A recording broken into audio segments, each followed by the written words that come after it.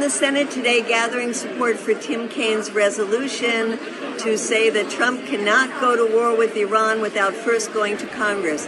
So please join us as we go from office to office. We need you to make the phone calls.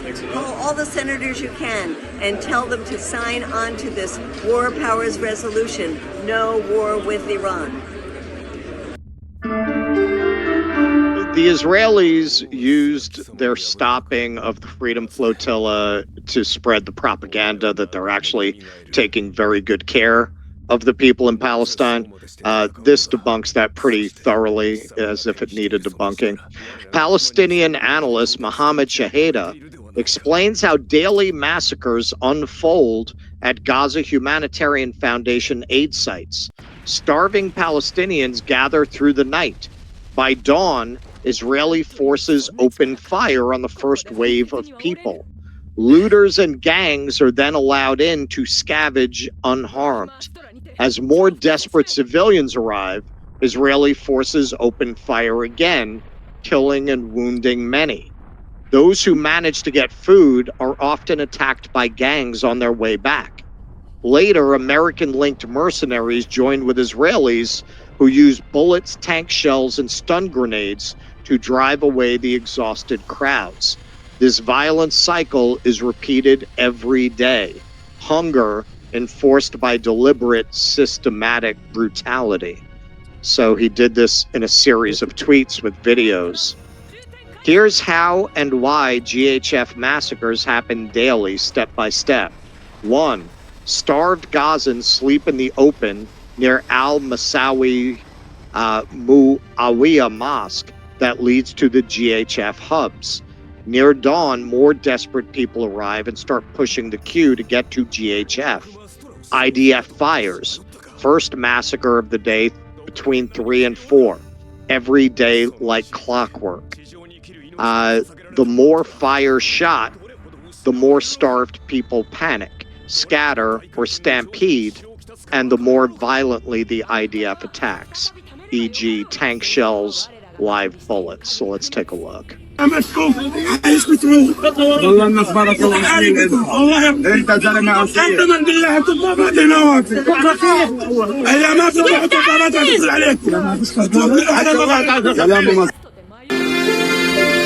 So that's the first video. 2, the gangs arrive first. At the crack of dawn, the IDF and GHF allow in collaborators, looters, gang members, and subcontractors who open boxes to scavenge and loot the most valuable items, e.g. oil, to sell on the black market. No massacres at that point.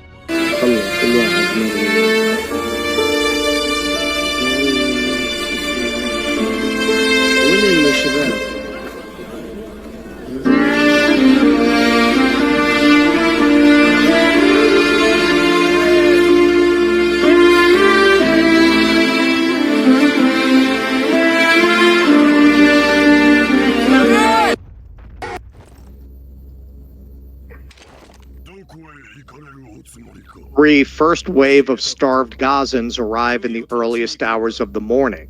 The IDF and GHF allow them into the caged concentration camp and feeding pens, but more people show up than what GHF could handle, i.e. 8,000 food boxes per day for 2.4 million people. Keep that in mind when the Israelis stopping the Freedom Flotilla brag about how much aid is coming into Gaza, without putting it into any kind of context. IDF starts shooting, second massacre of the day. People who manage to get food sometimes encounter criminals on their way back who loot the boxes by force. أين العرب وأين العروبة تبا لكم والله من المحيط إلى الخليج ما حركتكم تلك المشاهد ما حركتكم تلك الصور التي والله تحرك الصخرة من جوانب. Poor people.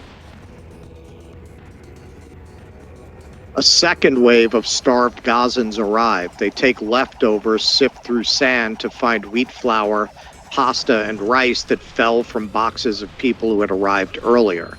The less food left, the more people scramble for any leftovers. The IDF fires third massacre and claims it was because starved Gazans were moving close to Israeli troops.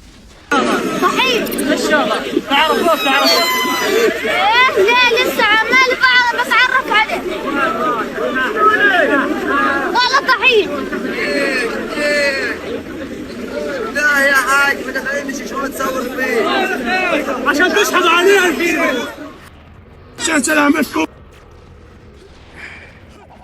A third wave of starved Gazans arrive. They find nothing left and are ordered by armed American mercenaries to go back and leave the area, or else IDF tanks will start firing. But those desperate crowds refuse to leave. They had waited in the boiling sun for hours and walked across dozens of kilometers to get there. They don't even have the energy to walk back and need any food to avoid collapsing. That's when the IDF and American mercenaries start firing stun grenades, live bullets, tank shells, etc. to force the crowd back. The indiscriminate firing creates chaos and panic, which makes the IDF fire more. People then return defeated and starved to the Massawi area and await the next dawn to start all over again.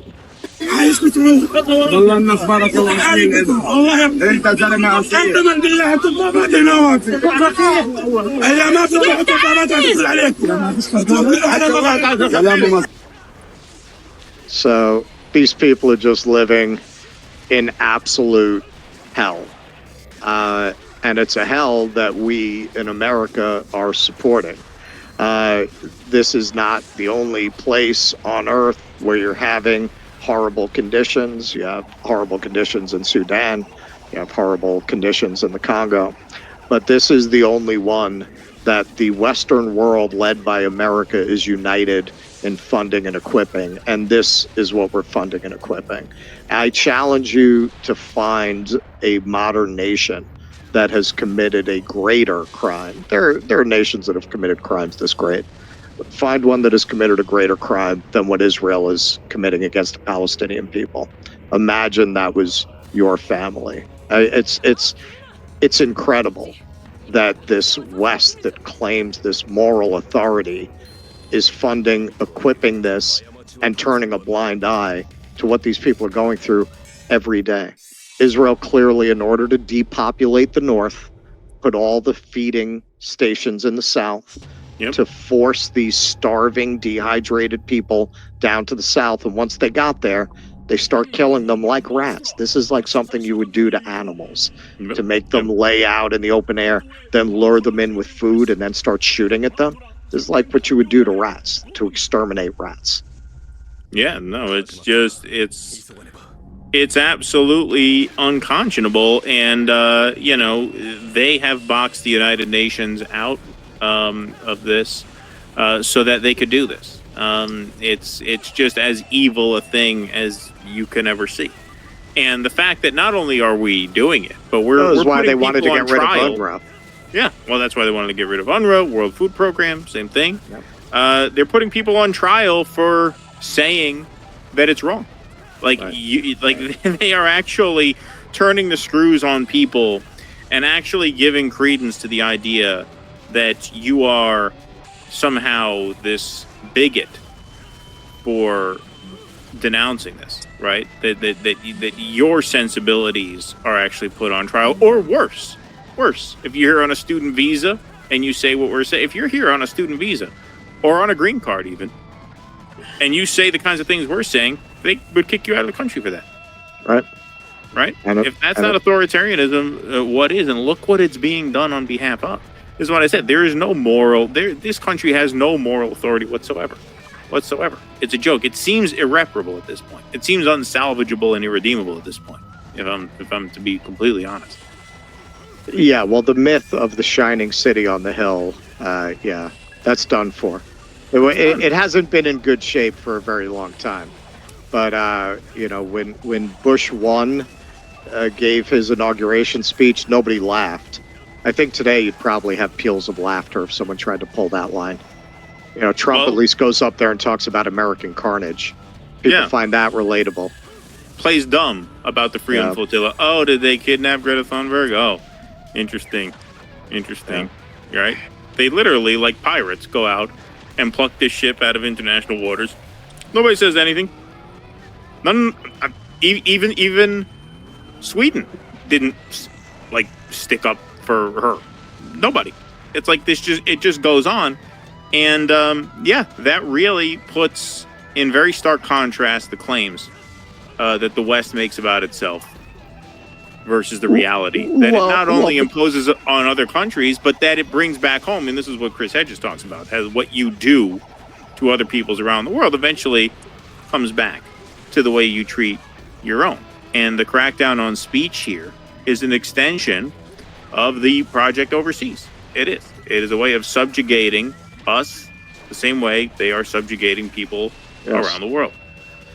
But this is part of why I say, yes, things appear very dark now, but I don't expect Israel to exist in its current form in 10 years.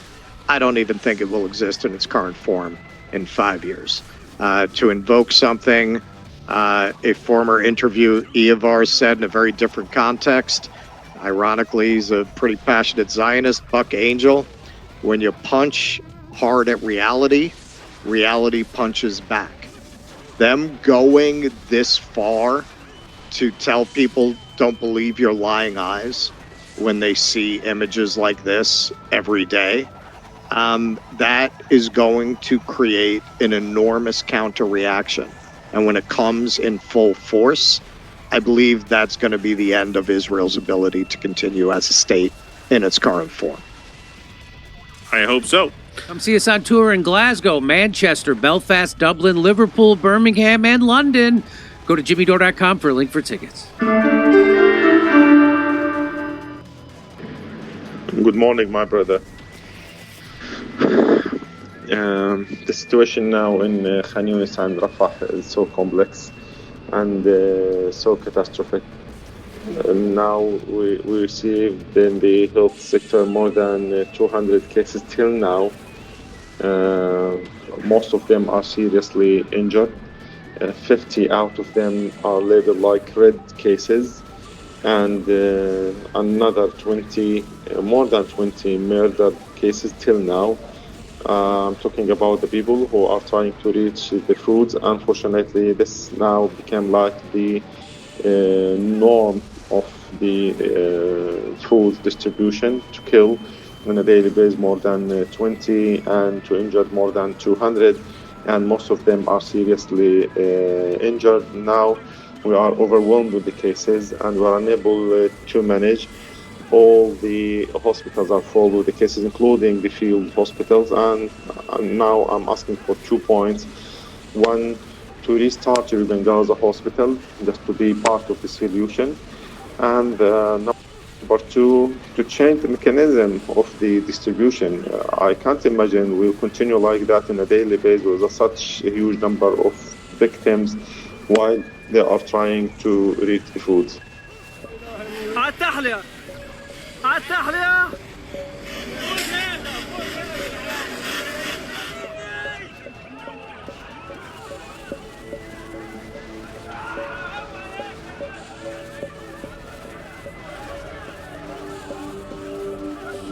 كنا في ميدان التحرير بستنى في المساعدات. اسمي سعيد ابو الابن. عمري 38. ايش كنت تساوي؟ كنا بنتصل في المساعدات عند ميدان التحرير. كنا كثير فوق ال 50,000 شخص في ميدان التحرير، ميدان كبير.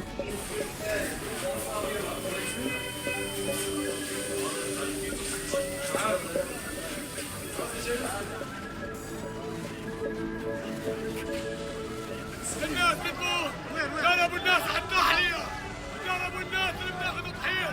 طلعوا يا مولى.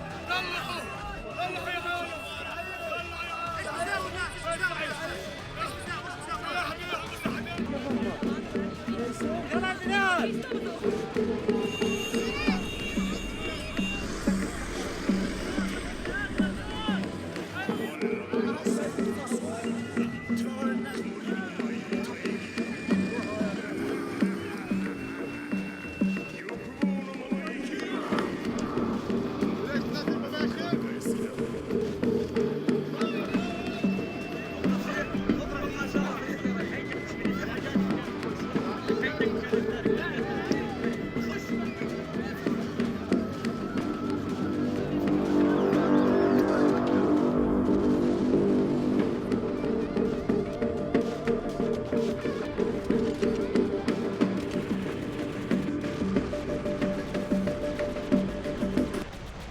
there is no two-state solution because any solution that keeps Zionism alive is not worth talking about. Israel made that solution impossible, but even if it didn't, we wouldn't support it. It doesn't exist, of course. It's just, we call it the two-state delusion. It's not a solution. And we support a one democratic state in the whole of Palestine for all its people, including 7.5 million refugees. So this is not something that is shared widely, either by politicians or by the public.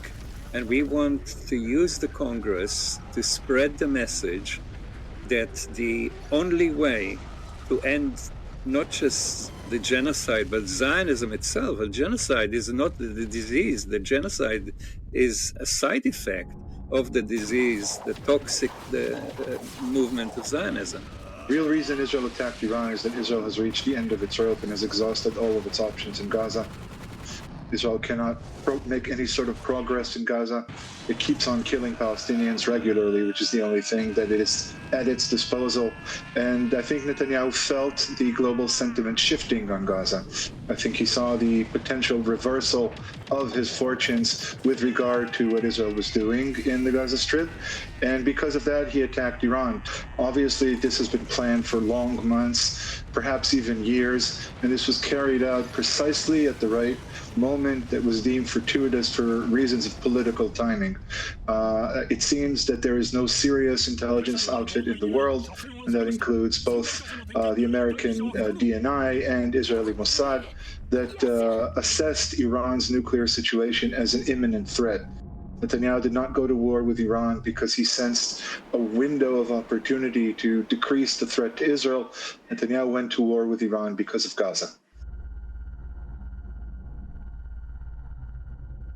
So I see this as a race between, can Israel get the United States involved, or can Iran wear Israel down to the point where Russian and Chinese diplomatic intervention becomes something that is acceptable. I do think that Israel, if this continues, you're going to see Netanyahu's government maybe collapse. Scott, last question for you. As we're broadcasting, Iran has launched a response to Israel's attack. It's launched ballistic missiles, hypersonic missiles at Tel Aviv. Israel has vowed more waves of attacks on Iran. Where do you think this is headed, and what is the way out? This is an existential struggle. I mean, we're well beyond, demonstration attacks. This isn't True Promise or True Promise 2. This isn't Israel's limited strikes. We are talking about a decisive engagement between two powerful regional actors designed to knock the other one out of the ballpark. If Israel has its way, it will seek the end of the theocracy in Iran. This is a regime change operation. If Iran has its way, it will physically destroy Israel. Neither one of these are optimal outcomes.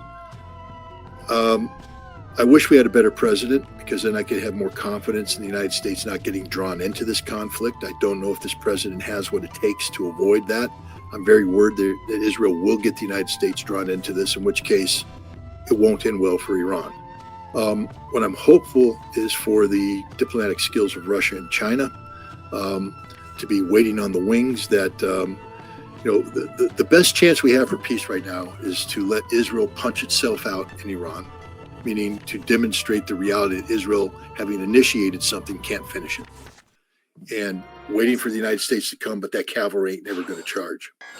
And left alone with the reality of its failure, while Iran continues to deliver decisive blows day after day after day that Israel can't defend itself from.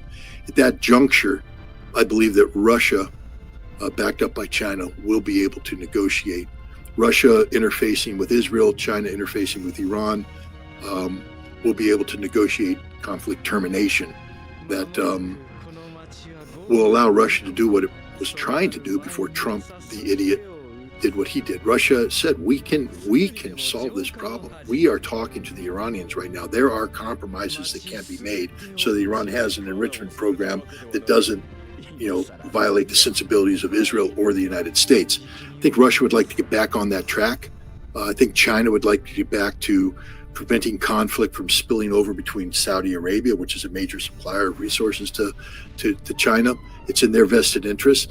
And Russia and China also need to be seen as stepping up to defend an important BRICS member. The credibility of BRICS as an institution is on the line here. So I see this as a race between, can Israel get the United States involved, or can Iran wear Israel down to the point where Russian and Chinese diplomatic intervention becomes something that is acceptable. I do think that Israel, if this continues, you're going to see Netanyahu's government maybe collapse because they've done something here, a horrible gamble, and Israel has the potential of paying a horrible price. And after that, Netanyahu has no justification to stay in power. He's now responsible for October 7th and the strategic defeat of Israel. But we don't know. I mean, Israel, as I said, I don't imagine Israel not having a few more tricks up its sleeve.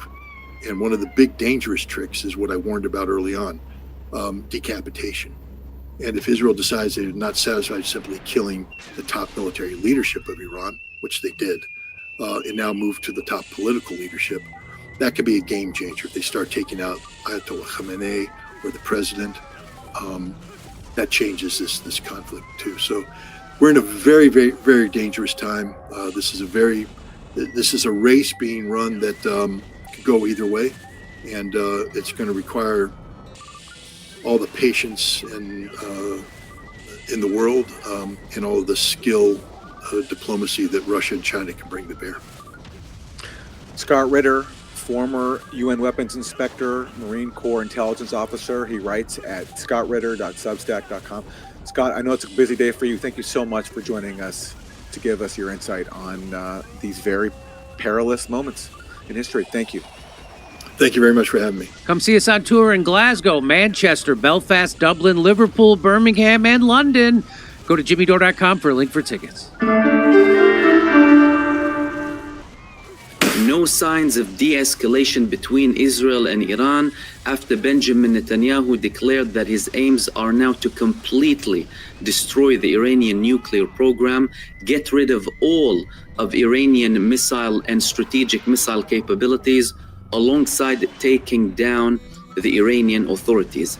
After a very long night during which Iran was practicing a very highly advanced strategic campaign of psychological warfare against Israel, where we saw many occasions of the Israeli Iron Dome being activated and targeting parts inside of Israel, including the Nevatim base, we had a very strategic attack coming from Iran this morning against the headquarters of the Israeli Mossad, of the Israeli Military Intelligence Directorate, of Unit 8200, and other intelligence buildings inside of Israel. This was the first video that was published this morning alongside other attacks that I wanted to share with you. Let's have a look at the first video.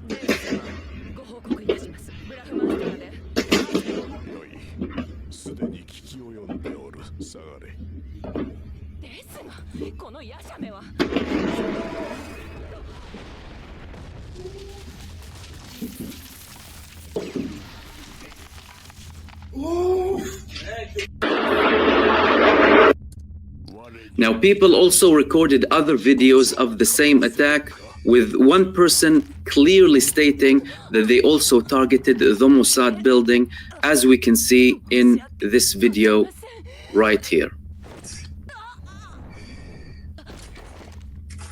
2 מטר מהבית שלי.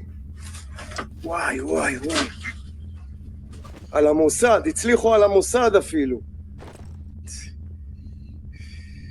The Israelis could not intercept any of these attacks coming from Iran following last night's campaign coming from Iran against the Israeli air defense systems. Multiple videos were being published last night, and some of them clearly showed the Israeli Iron Dome being activated for no reason and then landing in Israel. One of these videos was this video right here in Tel Aviv area.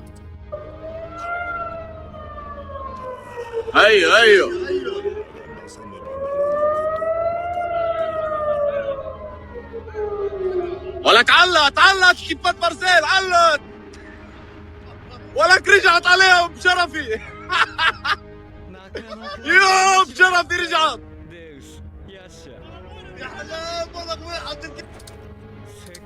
This was only one of the videos. There was another video about the Iron Dome next to the Nevatim base, which is one of Israel's most important air bases, where it has hangars of the F-35s.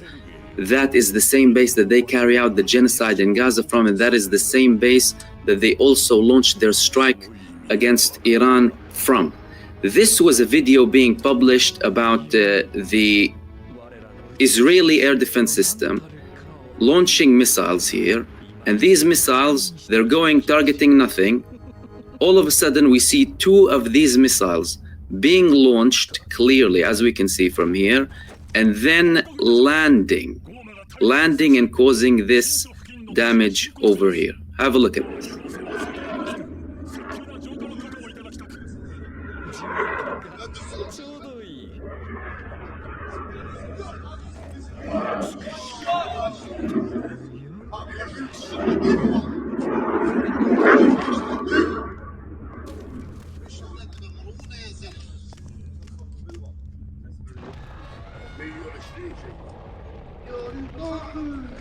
طاحن في المطار عم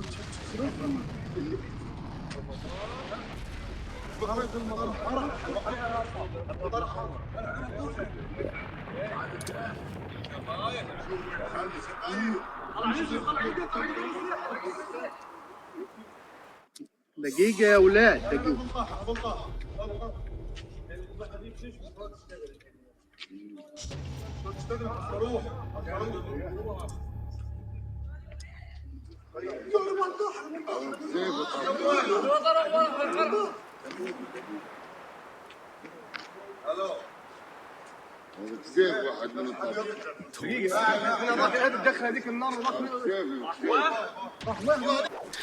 Now, Israel's trying to hide this information as much as possible. As a matter of fact, yesterday they had a crackdown against journalists. They were banning people from live streaming. They arrested people who were recording videos, trying to limit the level of damage that it's causing for the state of Israel. Because a lot of what's happening now is a war on the image of Israel. Israel is trying to portray like it has absolute freedom of action in Iran, that it's the only side targeting Iran and not being hurt, or none of its strategic locations are being hurt. Yet all of this information is debunking all of that. And Israeli media even was publishing some of the images of the damage today, including this image over here.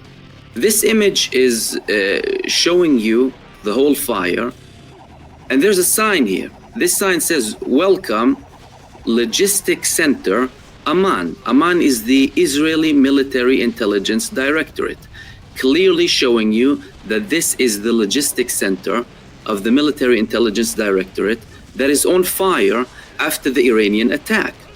Israeli media then deleted this image. However, it was too late, and people already leaked those images, and they were circulating all across social media. This was one of the other images of the damage that happened in that location. That's only the Israeli Amman. We're not talking about the Mossad building or the other intelligence buildings as well in an area called Glilot in Israel. These are bases that Hezbollah previously targeted, but the level of damage sustained from the Hezbollah attacks came nowhere close to what we saw today from the Iranian attack.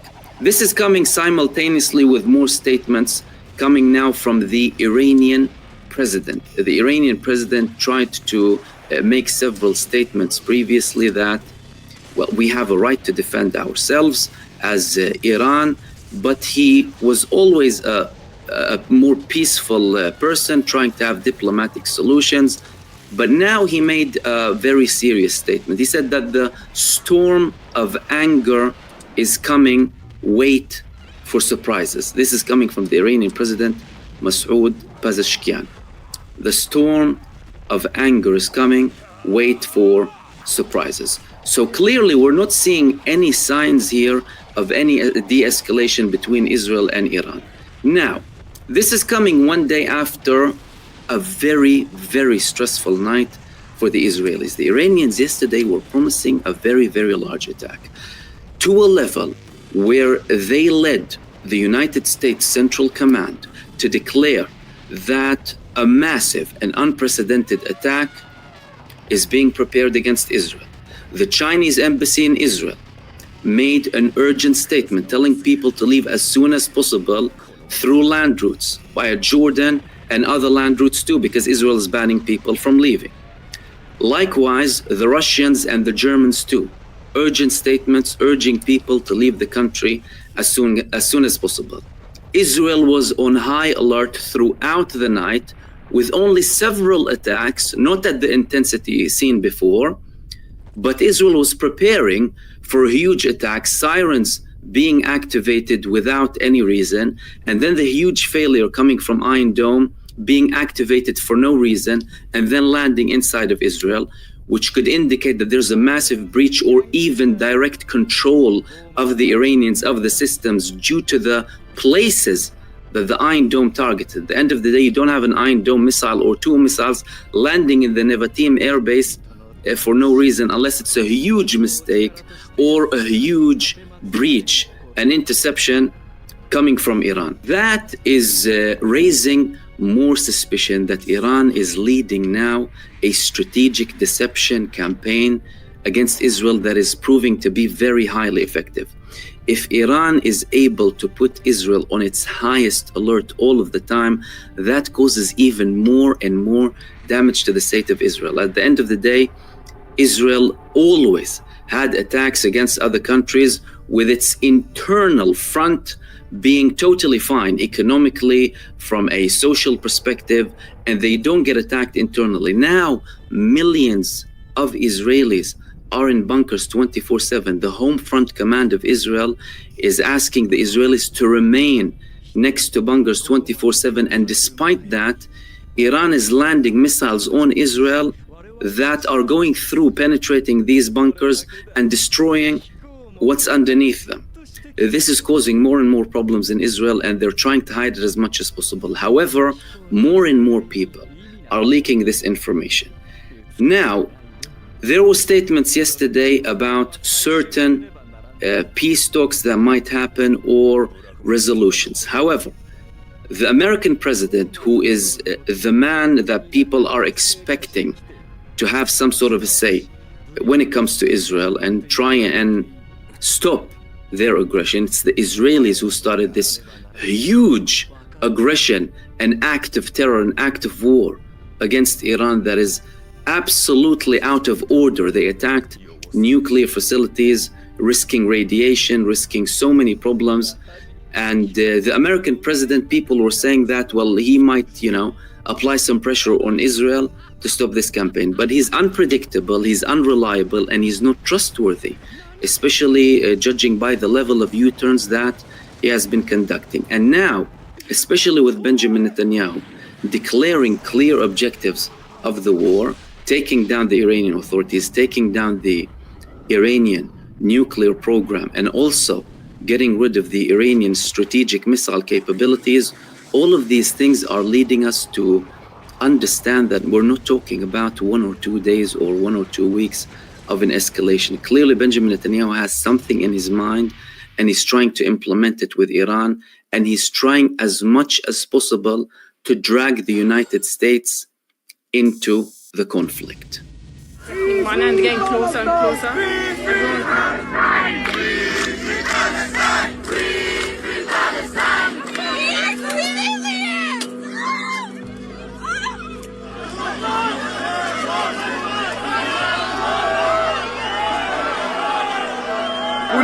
جابوا بلطجيين ها هما جابوهم من مصر خلصوهم شوفوا واش يديروا هادو المتعاطفين مع فلسطين شوفوا هادو واش يديروا شوفوا هجموا علينا بالتشيوات وبالهراوات تيسكوا علينا لا اله الا الله نقدروا نحرروا فلسطين احنا مش حنحارب احنا رايحين في سلميه نموت في ذا البلد لا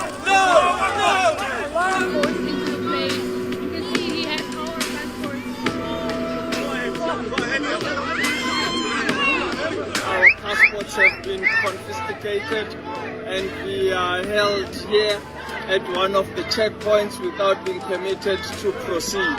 This is an emergency. We have just been violently dragged into the buses here at the first checkpoint on the way to Ismailia. They have beaten people. I have seen one woman that was beaten in her face in front of me. They didn't leave time to grab the luggage or anything. Now we're beaten, and this is the bus is now full of people. Smells like. Do you know what that sounds like? For humanity and for love, stand with your brothers and sisters in Palestine. I have never seen or experienced anything like it. Please, we beg you, allow us to march to Palestine. Please, you've got to listen to me.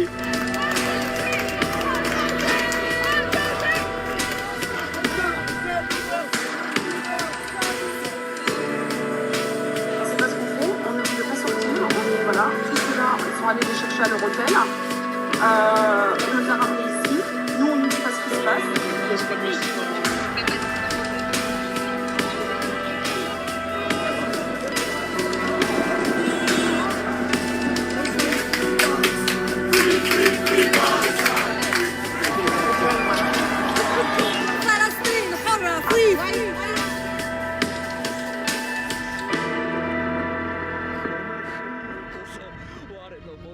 The United Kingdom and a few other European nations have sanctioned two far-right Israeli ministers, and they are Itamar Ben-Gvir and Bezalel Smotrich. Now, this may sound like it's a step in the right direction, but why are they sanctioning two ministers who don't directly affect what's going on in Gaza? Well, the reason is after 20 months of direct, unfettered, unabashed support for Israel's genocide in Gaza, the Europeans have now seen the writing on the wall, and they're trying to deal with the consequences. Their support and their silence has allowed Israel to completely dismantle international law and all semblance of legitimacy for the so-called rules-based world order. So the UK and other European nations are attempting to place the blame on these two far-right, unsavory individuals in order to save face for themselves, but also to save the state of Israel as well. What they want to do is to shift all the blame on a few individuals like these far-right ministers and maybe as well Netanyahu, so that they can continue supporting Israel going forward, because we have to keep in mind that Israel is a crucial component of Western influence in the region. And in the eyes of the Europeans, Israel must continue existing, and in order for it to continue existing, some of these far-right elements must be removed. But the truth is, it's way too late. It's way too late. Israel is a pariah state, and there's absolutely nothing that you Europeans can do to change that. The international world order is being dismantled by the genocide that you've supported. So I think it's time for you to let go of the idea that this cancerous settler colony can continue existing in Palestine, and for you to completely boycott and sanction this cancerous entity. Israel is finished. It's high time you think about saving yourselves. One of the last operations I did there was in an 11-year-old girl whose car was hit by an Apache helicopter, probably by, I think it's Hellfire missiles that those things shoot. But her dad's legs were completely ripped off. He died. Both of her brothers were killed. And so we had to repair both of her legs and her left arm. Now, if she was in, again, any functional, like truly functional hospital, we would take her back to the OR regularly, probably every 2 or 3 days. We would pick away at any dead tissue that's happened. We would try to figure out how to close wounds. We would try to figure out how to align bones. But this girl doesn't eat. She's in a filthy, overcrowded hospital. where there's no anesthetics available, or no anesthesia time available. There are actually anesthetics, but there's such a constant flow of emergency cases coming in that you can't do anything else. So she's gonna eventually her limbs are eventually gonna cause sepsis, and they're gonna have to be amputated. There is currently, I didn't know, I was wondering if you had worked at the Nasser hospital. Yeah, that's where I was this time. Yeah, there is actually some reporting about this. Haaretz just wrote an article saying that since the war with Iran has started, and I think we can call it a war at this point, they have redoubled their shootings of people going to food aid sites. And they are not actually evacuating Nasser Hospital, but they're evacuating the area around it, which according to people there makes it impossible really for them to function. So there's a little bit of what Haaretz said. Over the weekend, the IDF intensified its strikes around Nasser Hospital in Khan Yunis. Last week, the military issued evacuation orders for all areas surrounding the facility, the second largest hospital in Gaza, and the attacks have since moved closer to the compound. On Saturday and Sunday, both the UN and the International Committee of the Red Cross warned that the hospital's closure would severely undermine the ability to provide medical care to nearly 1 million residents of southern Gaza. So this is the area they're evacuating around the hospital. This is from June 12th. And this is a doctor working there explaining what the implications are of this. Amazing field hospitals, UK Med, ICRC, MSF Belgium have some amazing facilities, as do the Jordanian and the Kuwait hospital, but none of them are capable of doing the type of surgery that we're doing here, and none of them have ICU capacity or generated oxygen. So all of those together couldn't cope with the amount of patients that we have here at Nasser. So we've really got nowhere to go. So if Nasser is evacuated, we really are looking at the imminent death of hundreds of patients because we won't be able to take them anywhere. Can you speak to that a little bit, having been there? Because it seems to me that this is very typical of the Israelis. They're not shutting down the hospital, but they're making it impossible for the hospital to function. Very much like with Tehran, Netanyahu's giving himself plausible deniability by saying, we want the civilians to evacuate. So then when they start killing the civilians, they can say, as they did many times with Gaza, well, we told them to evacuate. This wasn't our intention. She also seems to be describing a level of capacity to treat people that, from the article you wrote in the Times and from other reporting, seems unusual. From what she's describing, it seems like this particular hospital is unusually functional relative to others. Yeah, so Nasser is unique in a few ways. One is that it's on the western side of Khan Yunis, so it's basically the most insulated hospital from the Israeli assault in the entire strip. And two, it has a living quarters that's available for internationals, so a lot of internationals go there, and that's where I was on my second trip. But yeah, so Victoria and I worked together during my first trip to Gaza. She's been going to Gaza for like 30 years already. With Nasser, so Nasser is essentially the last functional hospital in the Gaza Strip. Indonesian hospital basically doesn't exist. Shifa Hospital, which she said, or I think the Haaretz article said that Nasser is the second biggest hospital in Gaza. That's actually not true.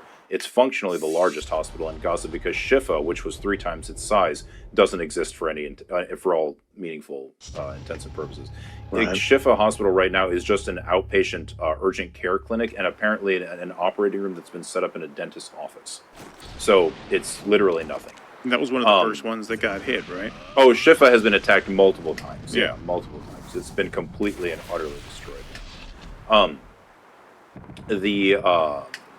And then Kamal Adwan Hospital was under siege for literally 3 months, has been ripped to shreds, is completely useless.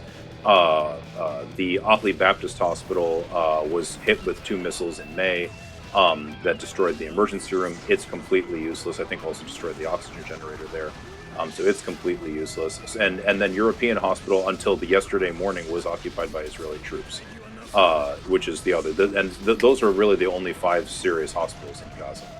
So Nasser is really the only one that's left. It's commonly said that there's 36 hospitals in Gaza. It's completely incorrect. They're like calling a rehab center a hospital is not a serious thing. It's just, but that's how the WHO does it. So fine. There are really 5 hospitals in Gaza, and Nasser is really the last one left that's functioning in any meaningful capacity. But even when I was there, which again was 2 months ago now. Even when I was there, the ability of the hospital to provide medical care was extremely limited. Like my job as a trauma surgeon is mostly to stop people from bleeding to death, and so that doesn't require fancy technology. Because you can imagine you don't have time to use it if someone's bleeding. So I was able to do my job, but the reconstructive work that it takes to put people together, because again, remember, these people are mostly not being shot. Most of them are being blown up. It's a massive level of injury. You have to have adequate burn care. You have to have adequate orthopedic care. You have to have adequate ophthalmic care for eyes. You have to have feeding tubes. You have to have feeding formulas. You have to, there's all sorts of stuff, none of which is particularly unusual in the third world. Like I was in Burkina Faso last year, which is such a poor place that most people don't know where it is. They had these things in their main hospital, but and like I said, Nasser is the largest hospital in Gaza right now. Nasser doesn't have any of this stuff. It has an ICU, like Rose was saying. She goes by Rose. Like Rose was saying, it has an ICU, but the ICU is extremely limited to what it can do. The point she was trying to make is that these field hospitals don't even have an ICU. They don't even have that to be an ICU. The field hospitals are basically an emergency room, an operating room, and nothing else. They sometimes they have a few beds. But they're like a dozen, like 12, 24 beds, something like that. So yeah, Nasser is the only place where meaningful healthcare can even be done. But even then, the meaningfulness of that healthcare is very, very limited. Even it even was 2 months ago. Now it's much more so. And you got to remember, half of the people that are injured in these airstrikes are small children. And when they're reconstructing a kid's limbs is not an easy thing to do. It requires a lot of expertise. But more importantly, it requires a lot of equipment, which again is available in the third world. It's not so expensive that it only exists in New York, but it's just not available because of the blockade. So these kids are just having they're just like, one of the last operations I did there was in an 11-year-old girl whose car was hit by an Apache helicopter, probably I think it's Hellfire missiles that those things shoot. But her dad's legs were completely ripped off. He died. Both of her brothers were killed. And so we had to repair both of her legs and her left arm. Now, if she was in, again, any functional, truly functional hospital, we would take her back to the OR regularly, probably every 2 or 3 days. We would pick away at any dead tissue that's happened. We would try to figure out how to close wounds. We would try to figure out how to align bones. But this girl doesn't eat. She's in a filthy, overcrowded hospital where there's no anesthetics available, or no anesthesia time available. There are actually anesthetics, but there's such a constant flow of emergency cases coming in that you can't do anything else. So she's gonna eventually her limbs are eventually gonna cause sepsis, and they're gonna have to be amputated. So she's gonna lose 3 out of her 4 limbs, almost certainly. In fact, I'd be kind of surprised if she wasn't losing them right now. She's an 11-year-old girl. Her dad's dead. I think her mother is alive, or at least her aunt. I met an aunt at the bedside. What kind of life is she going to have?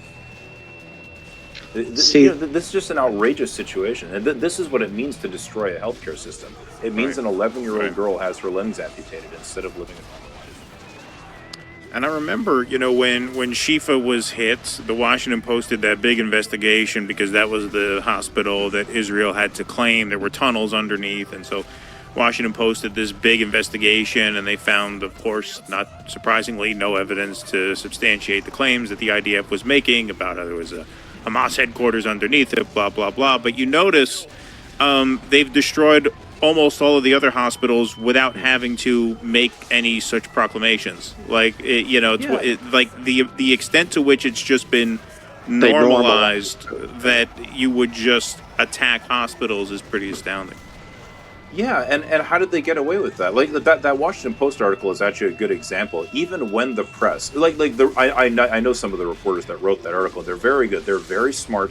They know exactly what they're doing, and they know exactly how their editor is going to make them word things. So if you read that Post article, the first the paragraph where it basically tells you the overall finding is that the way any normal person would read it, would write that paragraph, if you read the evidence that they present lower down, is that everything the Israelis said was bullshit. It was complete nonsense from start to finish, and none of it's true. What they wrote, and I don't have the exact words in front of me, obviously, but what they wrote is something along the lines of, Israel failed to provide evidence for some of its claims related to Shifa Hospital. Well, that sounds very mealy-mouthed. That sounds like you're just picking on the Israelis. They said there were 2 tunnels, but there were 3. So you're saying you're being so unfair. That doesn't sound at all like the Israelis just made up a bunch of bullshit, and the media ran with it because they're stupid. Or I shouldn't say stupid. They're not stupid. They're gullible and willfully misled. Well, yeah, I mean, so even if you read unless you go through the article and then you reconsider what you read at the beginning and say, wait a minute, I don't think this article showed that Israel failed to provide evidence for some of its claims. This evidence shows that everything the Israelis said is bullshit. Right. Unless you're willing to sit there and do a research project, which is not how most people read the news, understandably so. Right. You're not going to get it, even from the most critical piece that you can imagine. Yeah, and the Washington Post is hardly the only one. The Associated Press had a long investigation into attacks on, I think, Kamal Adwan, Shifa, and maybe Nasser, because Nasser was invaded and occupied last year when I was at European Hospital. It's just totally outrageous. Actually, just tell you a story. I wrote an article for the New York Times with well, maybe I won't tell you the full story. Anyway, I will tell you that we have written things about how outrageous the Israeli claims are related to attacks on hospitals, and nobody has any interest in publishing. Nobody. Even when I'm writing with a world-leading expert on international. Nobody. I mean, like if you had a journal, I'm sure you would publish it. But well, sure, yeah. But no, corporate media just has no interest in publishing it.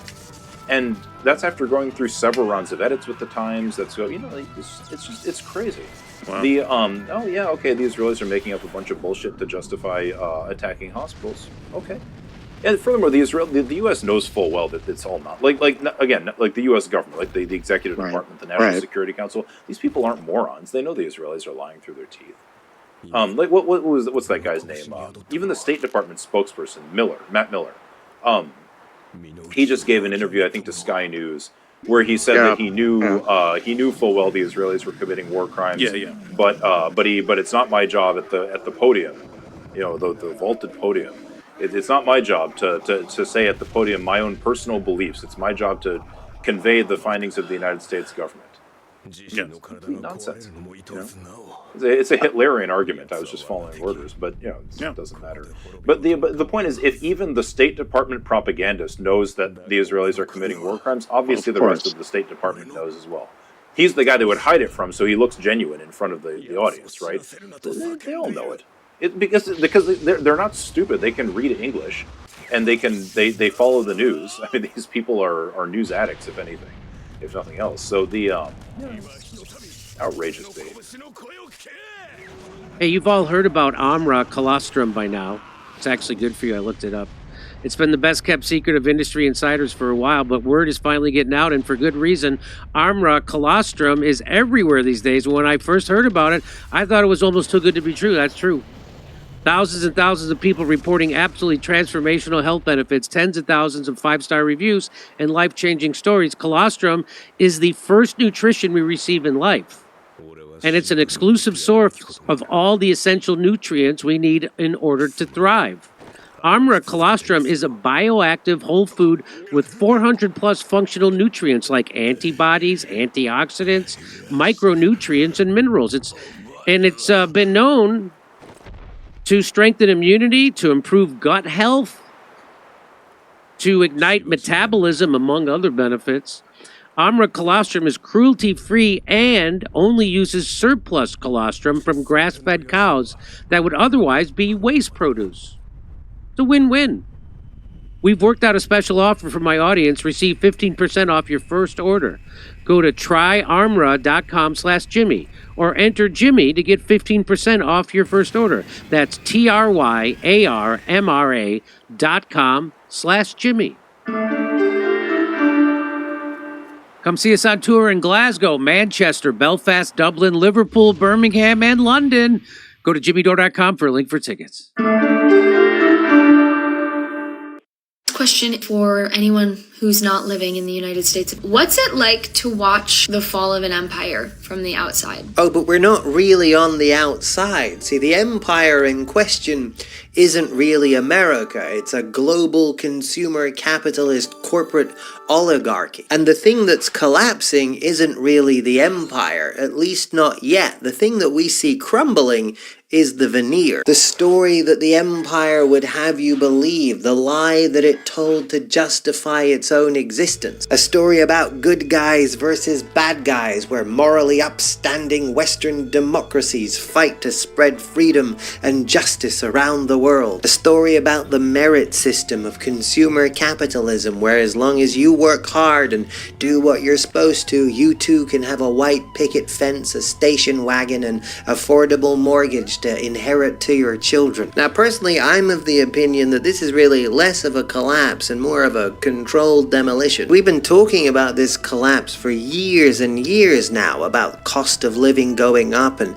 living standards going down, about depression and mental illness going up, and generally people's lives becoming increasingly unbearable. Meanwhile, the people with wealth, the people in power, are consolidating wealth and consolidating power. We talk about the system like it's failing, but for the people at the top of the system, it's succeeding more than it ever has before. But of course, the growth that built this system was always obviously unsustainable. It can't be done forever. The deal used to be that you get this in exchange for looking the other way, while they get this by doing this. Now that that system is no longer sustainable, you don't get this anymore. Obviously, if the way the world has been running is no longer functional, they can't just transition into a new way of running the world in a calm and orderly and democratic fashion, because then the working people would have some sort of say over what we're transitioning into. And of course, then we'd probably choose to transition into something where these people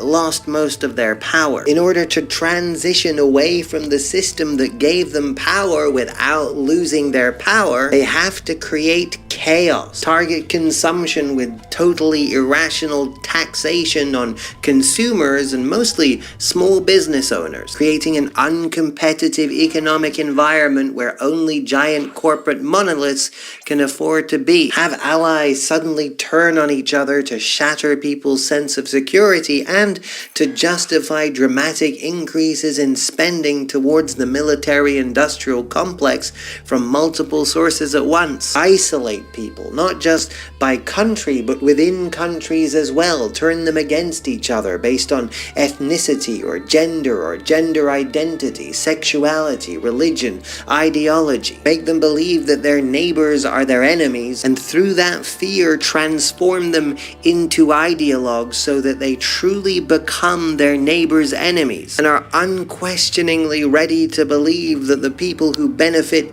the most from their suffering, the most from the system the way it is, are actually their friends. Make the environment so chaotic and unbearable that people become truly desperate. Then, when you do show up with your brand new deal, with your technocratic utopian promises of a stable future, people will pounce on whatever it is you have to offer, if only you promise to save them from the chaos you've just subjected them to.